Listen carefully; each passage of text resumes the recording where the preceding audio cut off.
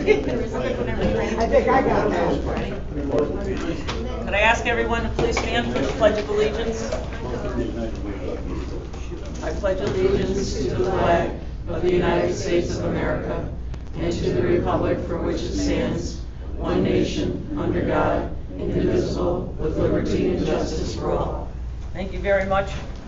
We have 2 public hearings before we start our meeting tonight. I'll call the first one to order to consider proposed local law number 1 for 2021. Ann, could you read the notice? The Village of Green Island will hold a public hearing on Monday, July 19th, 2021 at 6:20 p.m. at the Green Island Municipal Center, 19 George Street, Green Island.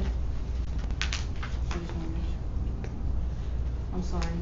The purpose of the public hearing is to consider local law number 1 of 2021, a local law entitled amending Chapter 157, Section 40, which is Schedule 8 stop intersections of the Code of the Village of Green Island. All interested parties may appear and be heard. It's dated July 8th, 2021. I don't know if you want to read. We're going to, the law basically adds stop signs at John and Swan Streets in a southerly direction. So vehicles traveling south will have a stop sign, and at Swan and John Streets, vehicles traveling west will have a stop sign. And that's it. Does anyone from the public have anything, comments they'd like to make? I can, if you want. If you can stand and state your name, because Ann has to record But, everything. you know, just a little concerned because there's kids on bikes and people come down John and they just like zoom. You know, there's no place, there's no stopping. They just come around the corner and I can see these little kids on their bikes and I'm just afraid one of these days. You know, and even, you know, Dolores, you know, pulling out her driveway, Right. nothing to stop anybody. Right. You know, we've had our son's car's been hit once when somebody's sliding in the winter, you know, they didn't stop, they just went around. So that's basically it, just for safety, really. Yep. No, when it was proposed to us, I thought it was a great idea. Does anyone on the board have any comments? That's a good idea. Thanks. Thank you. Okay, we'll close the public hearing. Now we'll open the next public hearing. We'll call the meeting to order to consider Section 8 agency plan. Ann, if you want to read the notice. The Village of Green Island Housing Agency will hold a public hearing on Monday, July 19th, 2021 at 6:20 p.m. at the Green Island Municipal Center, 19 George Street, Green Island, New York, for the purpose of receiving comments from the public on the Village of Green Island's proposed agency plan for Section 8 rental assistance. Copies of the agency plan and all supporting documentation are available for review by the public Monday through Wednesday of each week prior to the hearing date from 9 a.m. to 1 p.m., closed for lunch from 1 p.m. to 2 p.m., and return at 2 p.m. until 4:30 p.m. at the following location: Village of Green Island Section 8 Rental Assistance Office, 75 Hudson Avenue, Green Island, New York, dated June 1st, 2021. I don't think I need to read the COVID thing. And Ted Knifka's going to give us a brief presentation. Okay. As I come over here. Yep, that's fine. Good evening, everybody. Ted Knifka, Section 8. Well, this is probably, things haven't changed because, because of COVID. Most of the people that are on Section 8, they survived, and a few were quarantined like all of us. They haven't, and they all got through it, thank God. And the only thing is that it was hectic sometime for me because the office was closed. I couldn't have anybody come in, and so we had to deal over the phone, and sometimes I had to meet with them someplace else. But we got through it. Basically, we have 38 individuals actually are on the program right now for Section 8. That's the individuals that applied for Section 8 in Green Island. And we also have a program where people can port into Green Island. You know, they're from another agency, and basically what the other agency do, they reimburse Green Island Section 8 for the housing assistance. And we have 42 individuals for families on that program. So, you know, I'm busy with this, and basically, right now,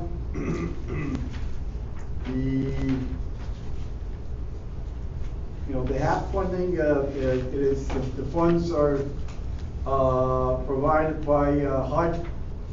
They're dispersed to Green Island for the actual Section 8 people in Green Island, and then the other housing authorities will submit checks, to me, and those monies are deposited into the account, and those monies are then a check is issued and being reimbursed by everyone. And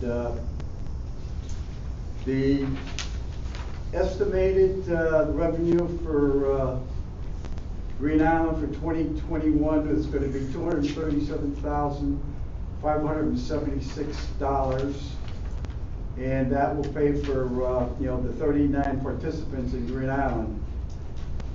Basically, the money, if there's any money left over,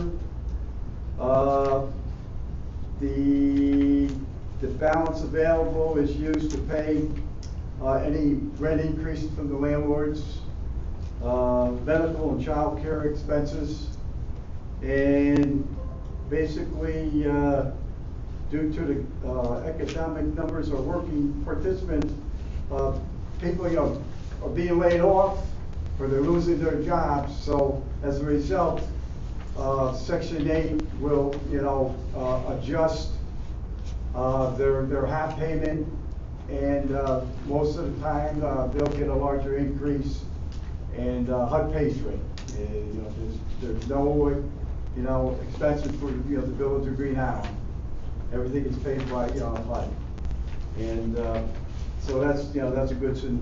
And we have to we watch that carefully to make sure that no monies are being dispersed from Green Island. The total amount of we also receive admin fees. The admin fees for the Section 8 program, they pay all of the administrative expenses, salaries, office supplies, and things of that nature. The other municipalities, they also receive an admin fee, and they're required to issue us a check each month for the admin fees. And between both the admin fees for port-ins and the Green Island Section 8 is estimated to be about $56,000.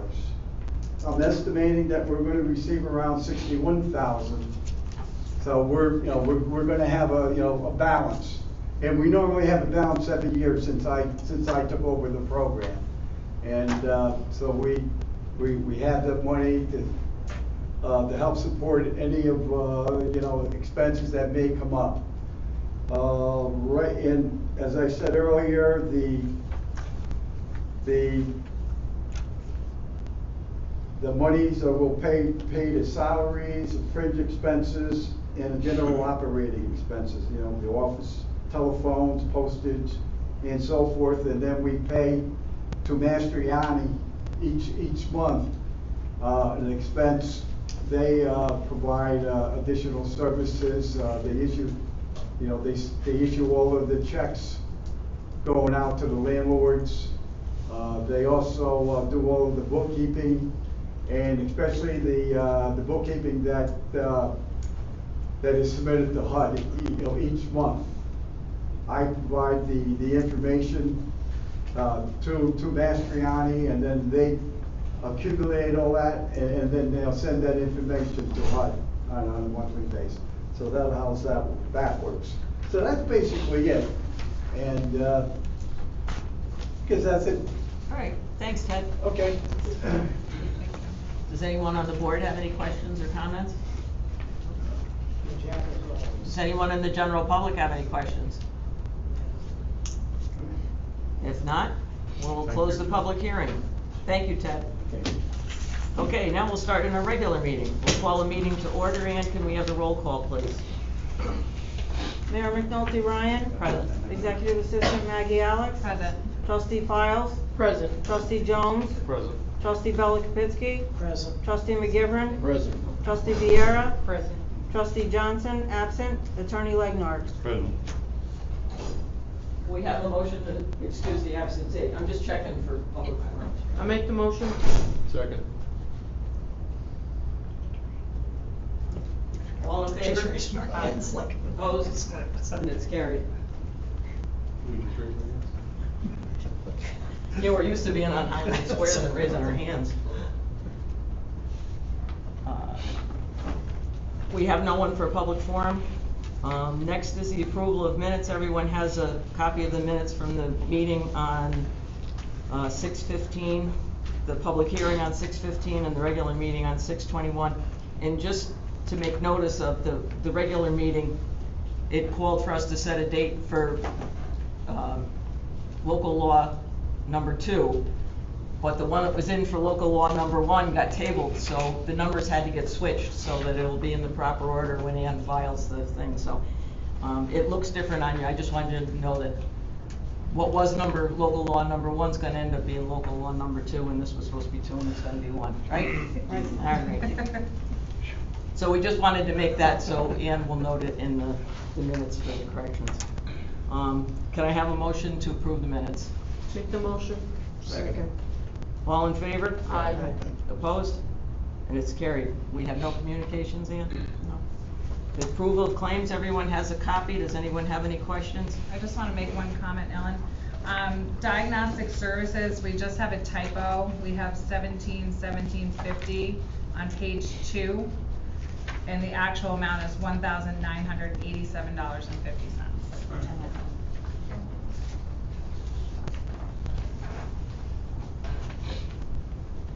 Any other comments or questions? If not, could I have a motion to pay the bills? Make the motion. Second. All in favor? Aye. Opposed? And it's carried. Next on the agenda is the police activity report. Everyone has a copy.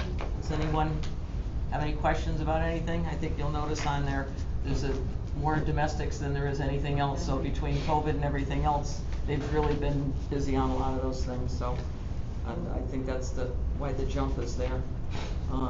Could I have a motion to accept the police activity report? So moved. Second. All in favor? Aye. Opposed? And it's carried. Next is the report of the fire department. Everyone has a copy. Can I have a motion to accept? Make the motion.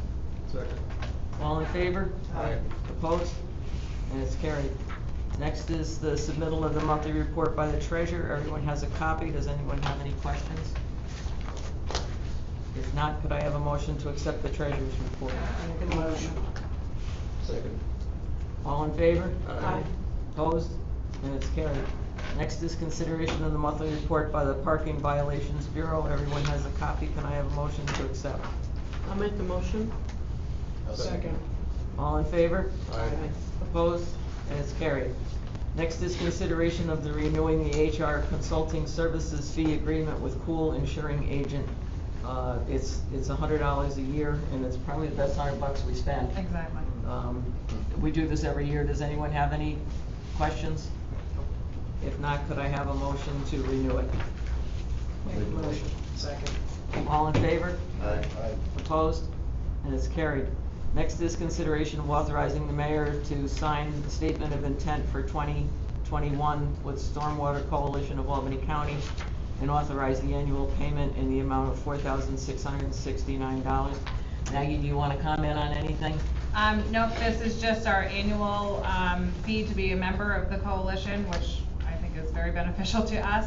And there's an increase of $93, but other than that, nothing has changed. Maggie has taken over as our sewer expert now, so she's done very well, so. And I think just a statement of intent for 2022, I think it should be. Okay. Okay. Anyone have any questions? If not, could I have a motion? Make the motion. Second. All in favor? Aye. Opposed? And it's carried. And next is consideration of adopting local law number 1 for 2021 pertaining to chapter 157 vehicles and traffic. It's for the stop signs at John Street. John and Swan. I think this is an excellent idea. I always slow down there, but I think you do, and you have 2 driveways right there too, so it's probably a good idea to do that, so. Does anyone on the board have any objection? If not, could I have a motion? So moved. Second. All in favor? Aye. Opposed? And it's carried. Next is consideration of adopting a violation form to be utilized for the enforcement of chapter 116 of the Code for Parks. Maggie's probably gonna comment on this too, but I'm gonna start it. We're having a terrible time with some teenagers. We've been going through this for a couple of years now, it's getting worse. It's to the point where I'm afraid good park staff is gonna quit. Something has to be done, so we talked and Maggie's come up with a form, and I'll let you explain that, but. Yeah, so chapter 116 has been in place for quite some time, and we've always enforced it. However, this will make it, I think, clear as far as process goes. So we're just trying to take our regular procedures that we've been using for years at the park to enforce chapter 116 and formalizing the process so that the Parks and Recreation Department and the Police Department and the Mayor's Office, everyone is on the same page. So there's a clear chain of steps to be taken so everyone is treated equally. Then there's no, I guess, controversy as far as, you know, who's out for 2 days, who's out for 3 days, who's out for 4 days. So we've come up with a policy where we have, it's almost like a 3 strikes and you're out type of policy. So the first infraction would be 3 days, second infraction is 5 days, but after the third, they do have to, you know, they're revoking their privileges to the park. So, like Ellen said, it's a handful of kids, it's the same handful of kids, but the kids, if we don't put a stop to it, it's only gonna get worse. We probably should have stopped it back in April, tried to give them the benefit of the doubt, tried to work with them, but I want to use this form and formalize the process so these kids know that we're serious and that we can actually take action and we're backed by the code. So that's really where it's stemming from. We'd like to, you know, we're ready to put it into effect as of tomorrow morning. I met with my staff today at 5 o'clock. But something needs to be done to, you know, to make them aware that there is a process and this is how we're gonna follow it. And if they don't follow the process, the privilege will be taken away. And what it is it's taking away the privilege. You know, I've heard from a distance, and I try to go over a couple times a week at night and just talk with Danielle, and she does a terrific job up there, and we have a new fellow, Rick, that's working up there evenings too. And they're trying real hard, but the absolute disrespect, any of us, our parents would have killed us when we were kids. It's unbelievable. So I back the staff on this 100%, and we want the board to be aware of it, and we want the board to approve this process that we're going to do, so that I just did my newsletter. I don't know if they went out today or if they're going out tomorrow or when, but stating it to parents. This is, we're going to enforce this thing. We're not going to back off on it. So if you could have seen her the other day, I thought she was going to have a heart attack. So What is this consisting of? Just back talk and smart mouth type of stuff or what? It's bad. Yeah. It's really bad. Oh, yeah? Oh, okay. The talking back, the use of language. Yeah, the language. I can sit in my house and hear it. Yeah. It would be easier if they just punch each other, like literally just punch, their mouths are Toxic. it's unbelievable. Very offensive. Yeah, Okay. It's unbelievable. No.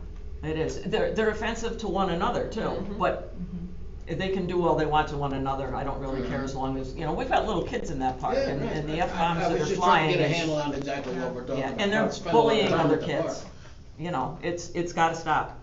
Is there any concern from the parents? Are they, If we could get the parents on board, Peter, we wouldn't have this problem. Yeah, exactly. So, Yeah. that's what it is. If something like this happens and they're at their point where they're out for good, Right. how do we reinforce that? I mean, how do we stop a kid that comes up, or two kids that they both, Right. they were friends, they That got in a is- fight, they're right. out, and they both approached the park at night? Well, they've done it. One kid stood on the basketball courts for how long the other day and refused to leave, and he was 2.5 supposed to be out of the 2.5 hours, and he refused to leave. What's our avenue? That's what I was Then asking. we'll call the police, and the police will take them out. Okay, So these names will be transmitted to the police department. okay. And the violation letter, what we're calling it, will then also be delivered to the households, to a parent or guardian, so that everyone is on the same page. But there was a disconnect, in do we have the authority to remove someone from a public park? And in fact, we do, it's in section 116.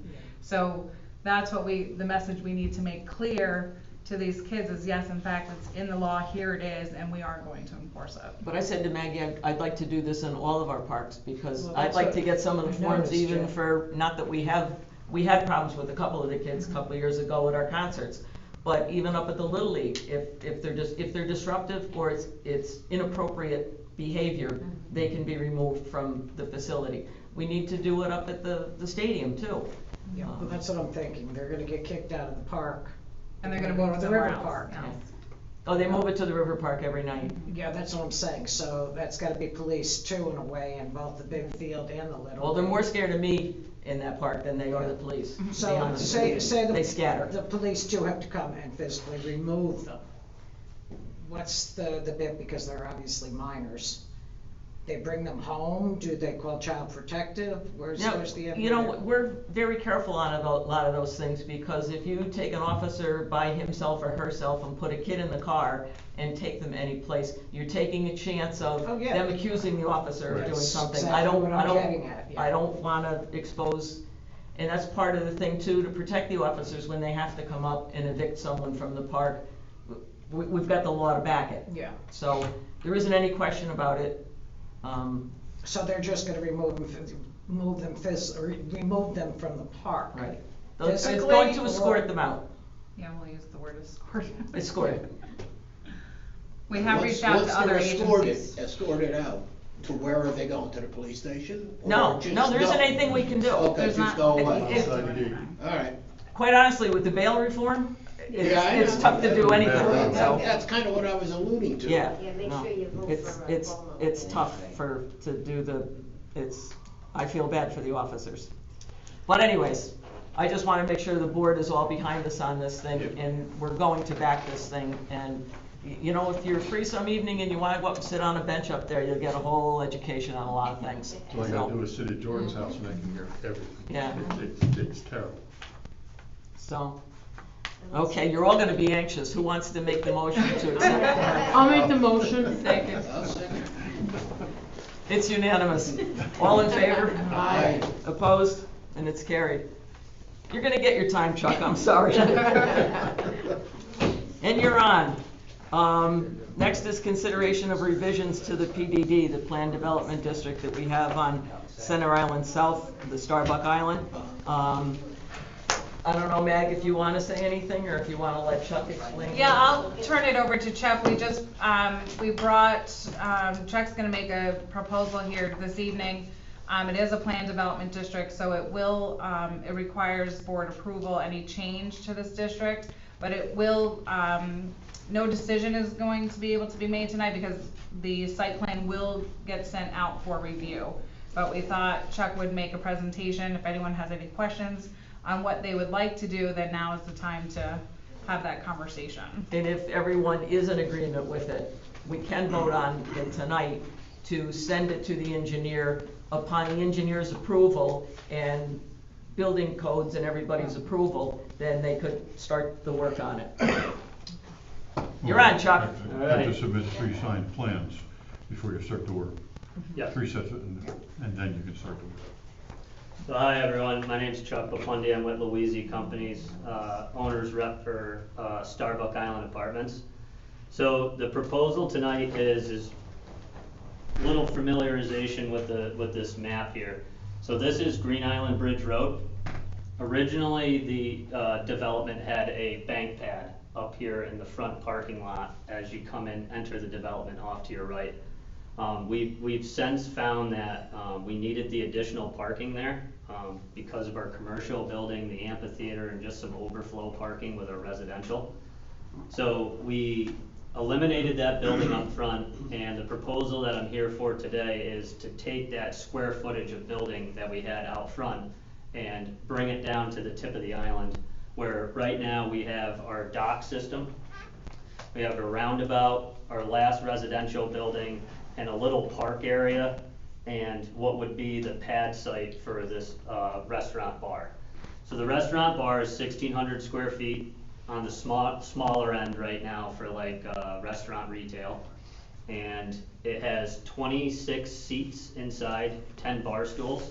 It would be 4 seasons right now, dependent on how the operator does with revenues coming in during the winter months.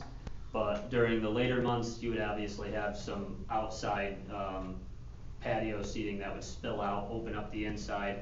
The proposal right now has garage doors, which would look out the tip of the island, looking down the river.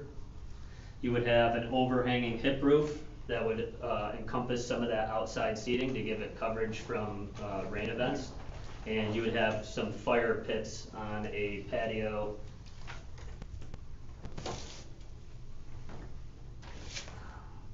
that would bring you closer to the head wall and entrance to the dock system. The people that we're trying to, attract to this would be mainly residents, right? So, they would take reservations first from residents. We would kind of make some type of system with the restaurant operator where the residents would have first say on tables. The second demographic of folks that we'd be trying to grab are people that are using our marina and docks to go out and enjoy the Hudson. You come back, you grab a bite to eat, a cocktail, and you go home. And then outside of that, depending if those seats aren't filled, you would take outside reservation from the public. We have 8 parking stalls down there, which figuring a couple, like two people per car, that would give you parking for 16, which I believe puts us well over the threshold for public coming in outside of residence, right? And we are still going to have a security guard access out front, which was proposed in the original development, that will be installed prior to the opening of this restaurant to make sure that we don't have too much traffic coming down there.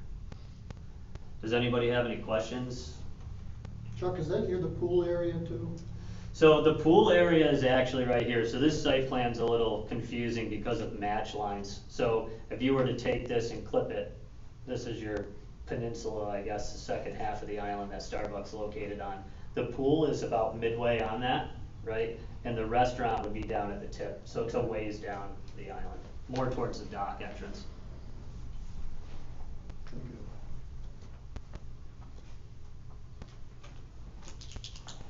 I think it's a good idea. I may check if you wanted to, the restaurant manager will be the same if you want to mention. Yeah, so going into the operator, so right now, Jamie Ortiz, he owns Prime 677 in Albany, he owns Toro on Wolf Road in Colony, and Prime Burger over in Troy in the Riverside Market. He's also going to be our operator for Sea Smoke, that's going in our 10 Starbucks commercial building. And he would be the operator of the Foundry, which is the name of the restaurant that we're proposing to put on the tip. The name of Foundry is coming from the history of the island, right? Starbuck Brothers Foundry. We wanted to kind of bring that in, and Peter did, our owner, calling it that.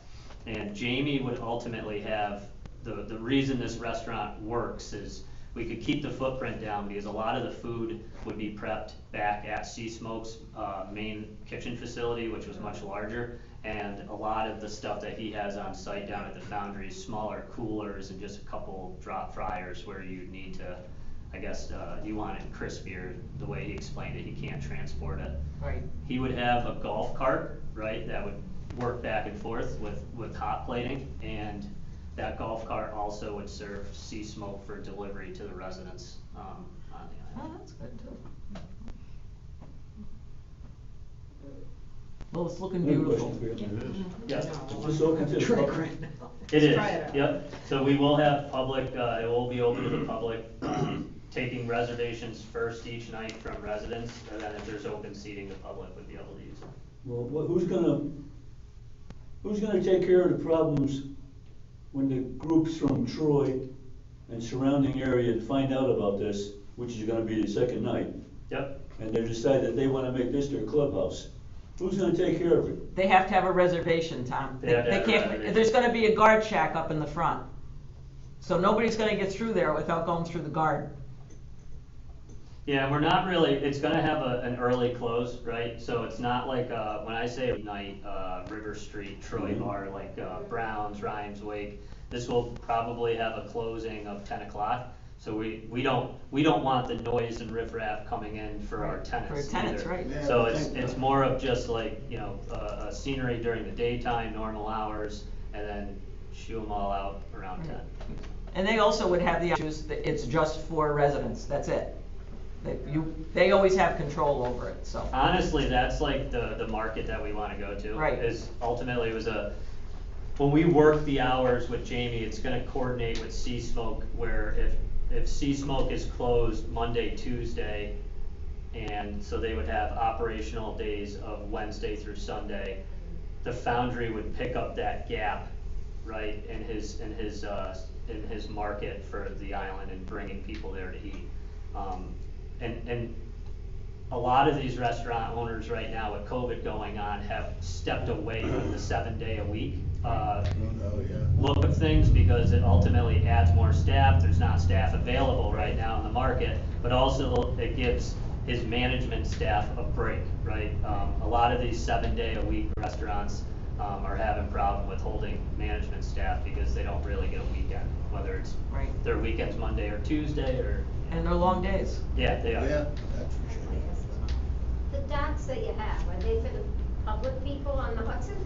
No, so No. right now we have forecasted to leave 4 slips open for public, but they're rental slips. So it'd be, if you rented a slip at Starbucks and you took your family out for the day, or if you went fishing and you stopped back, you could grab a bite to eat. Right, okay, so you can park and go home? with Yep, them? and go home. Yeah. Any other questions? If not, I guess I'm gonna look for a motion that upon satisfaction, inspection by Clough Harbor and the building department, that we be allowed to change the PD date. And as Joe said, we need 3 stamped copies before you can start any work or do anything on that. Okay, Okay? yes. Can I have a motion? I'll make the motion. Second. All in favor? Aye. Opposed? Hey, it's carried. Thanks, Chuck. Sorry you had to wait so long. Thank you, everyone. Next is consideration of adopting a resolution to submit a 2021 consolidation funding application to the ESDC Strategic Planning and Feasibility Grant Program to develop design plans to supply and improvement to the water system in the north end of the village. Mag, you better take over. So I'll speak on both of them. It's the same resolution, but 2 different funding sources. So we're applying for a grant to study the water infrastructure in the north end. Currently the north end is, the water supply comes from the city of Cohoes. We would like to, at some point with future development, be able to supply current and future customers with Green Island water. And in order to do that, we need water pressure to get we have plenty of our own water. We don't have the pressure to get the water up to the north end. So this really is just a grant that if granted, if won, we would be able to, study and design a system that would allow us to do so, to provide water. And this is in for our own everything systems. north of Tibbetts Avenue. Tibbetts Avenue. And like Maggie was saying, most of it up there is all on Cohoes water, we have the interconnect with them. And that can be turned off at any time. We'd rather sell our own water up there, we just can't get it there. And, with the interconnect that we have in the north end with Cohoes and the one that we just did with Waterville, it's very important when we have a fire or something like that, that we have the pressure that we need. But my guess is, and I'm not an engineer, we're gonna end up having to do some kind of a pump station up there, because if we pressurize all of our old pipes here to get the water up there, we're gonna have. We'll have more than the one spray park in Green Island, so, I think this would be we've talked about this before, and we really need to do some work on Tibbetts Avenue with the infrastructure in there, because we had a break there 3 or 4 years ago, and it took 32 valves turned off before we could get the water to stop. So our infrastructure is old. So could I have a motion to do a resolution to submit to the, I'm not going to say the whole thing all For the over again. CFA grants. Item 16. I'll make a motion. Second. All in favor? Aye. Opposed? And it's carried. And 17 is the same resolution, it's just going to different funding source. Could I have a motion? So moved. Second. All in favor? Aye. Opposed? And it's carried. And I have an add-on here. I'm asking for a motion to authorize the mayor to sign submittal to HUD for agency 5-year plan for Section 8. So approve what Ted just did, is that what he explained to us? Yes. Okay.